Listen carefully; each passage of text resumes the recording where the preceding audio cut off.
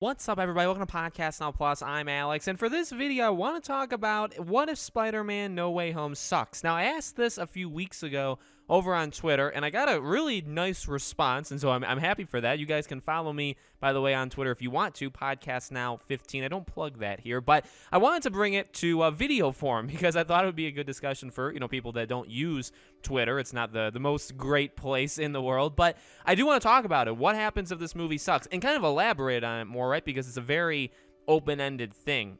Basically what I got was a lot of people saying, like, it's just over. Spider-Man, if this movie is bad, it's finished. I really want this movie to be good. That's probably the anti thing that we should probably talk about first, right? I really hope this movie is incredible. I think obviously leaning so heavily, and let's not, mistake it for anything else, leaning so heavily on the past, nostalgia, Doc Ock, Green Goblin, Toby and Andrew. I feel like it's probably a good move, maybe in terms of like what they could be doing now, because it seems like a lot of their newer ideas don't pan out exactly the way that they want. But it also could be, basically like bait. It could be a nostalgia bait where it's actually almost the same thing. We talk about with like new ideas or with like race swaps or gender swaps. It's because they really don't have any ideas of their own. Make a new character, make a black character that's really cool. Well, they can't do that consistently, so they just choose to change somebody that's not. And really, you could do the same thing with nostalgia. Well, we can't think of anything new to push push things forward for Spider-Man in the MCU, and also kind of what we want to do on our own. So let's just do, let's just do old stuff, and let's hope people like it because we really got nothing else. So you could make, any argument you want. I feel like the movie is going to be solid. I feel like it's going to give people enough of what they want to, like, be okay. The issue, and I think what makes this more of a discussion, right,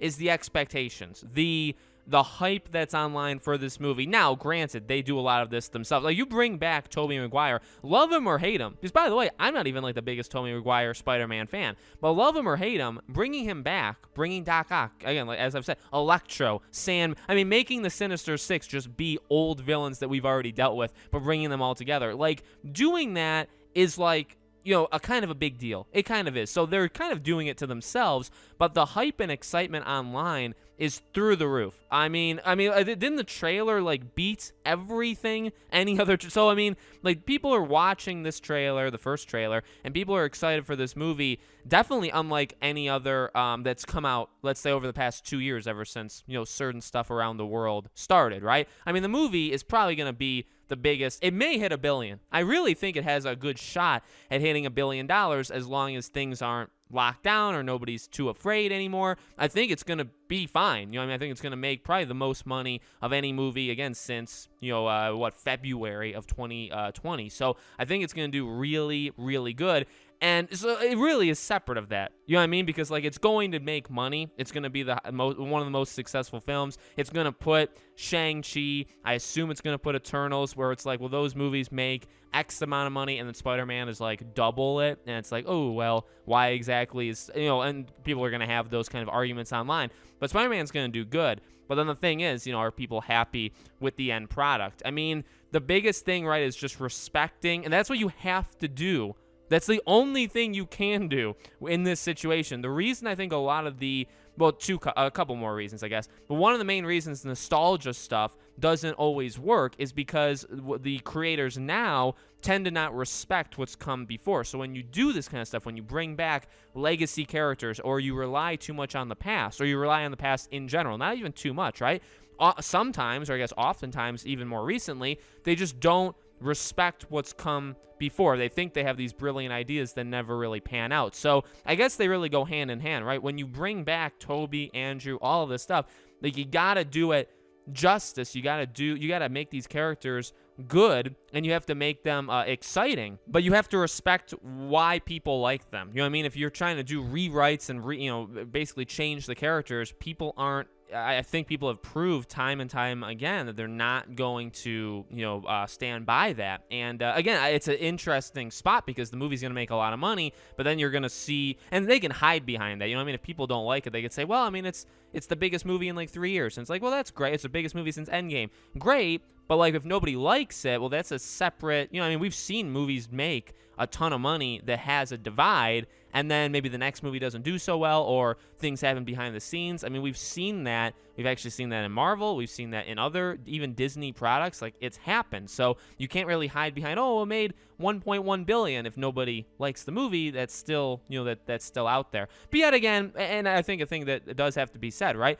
Everybody's going to make their own mind up. Everybody's going to make their own decisions. I'm not saying you aren't allowed to do whatever. You think however you want about this movie. I'll think however I want about this movie. I'll say right now, I'm still insanely excited.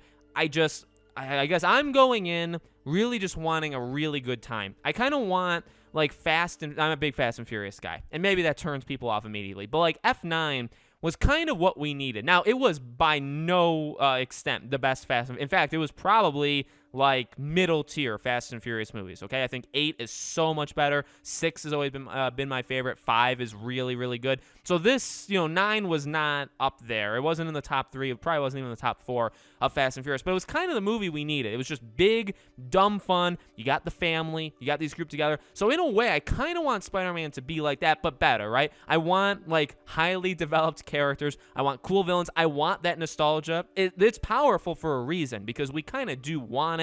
We obviously reward it, I think, as a society, at least right now, right? So people do want it, but there has to just be something there. There has to be kind of life behind it. And granted, I think Spider-Man movies always have had kind of just life, excitement, joy, just like things going on in the movie, right? They've always had that kind of stuff. And I think, again, in where we are right now in the society of just, there's a lot of different things that are going on, even in like the entertainment business. I think people are going to reward a movie like Spider-Man that just gets in, has some fun, has some stakes, has some emotions, has some cool characters, has returning characters, gets in and gets out. And if that's what it is, maybe that disappoints people, and I'm sure it will disappoint some people, or maybe it's a colossal failure and they can't handle, all of these characters, which, by the way, is definitely a possibility that I've been saying since the beginning. You have all these villains, you have all of these now even heroes. It's one thing to have like 10 villains, or or I guess it's another thing to have one villain and then like 30 heroes, say like Avengers, Infinity War, Endgame. But when you have like both, when you have 3 main people, Spider-Men that people really like, and then you also have a Sinister Six made up of all of these characters that we've seen before and people love for different reasons, like you have a packed movie kind of unlike any other. And when they say like it's the most ambitious standalone movie, it kind of is. It kind of is. And I guess a big scale and a large amount of characters. It's been done before, but it's very easy to get lost in that. It's very easy to not give people screen time. It's very easy to skip character beats or story beats. Like, that's very easy to do when you have so much going on. I almost don't blame them, but I do. I will blame them because it's an important part of those movies. You can't skip out on that just because there's so many people on the screen or so many characters at any given time. That doesn't excuse it. That just kind of shows that they're not really meant for that kind of stuff, right? So there is things that have to, honestly come together, but I'm hoping for the best. I really am.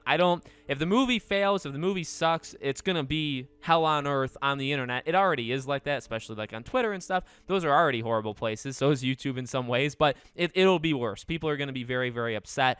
At the same time, the final thing I guess to say, right, is like we don't really know where it goes after this. Like, obviously crossing over with Venom, but from everybody that's said stuff about this movie, like in terms of Tom, this iteration of Peter Parker and Spider-Man is probably done. Like, the next time we see him is going to just be maybe an older, more mature version, like college years, or he gets pulled, or like Sony gets pulled in, or Marvel gets pulled in, and so it's going to be different. So even if this movie is just a giant disappointment, the next Spider-Man, I think, will just be so atmospherically different. The tone will just be so different that maybe it doesn't even matter. And that's kind of weird even to think about, right? So let me know what you guys think in the comments below. Make sure, as always, you guys are subscribed to the channel. Hit the bell icon so you guys know when all these videos go up. And I do a brand new video on the channel every single day. And so I hope to see you guys for tomorrow's video.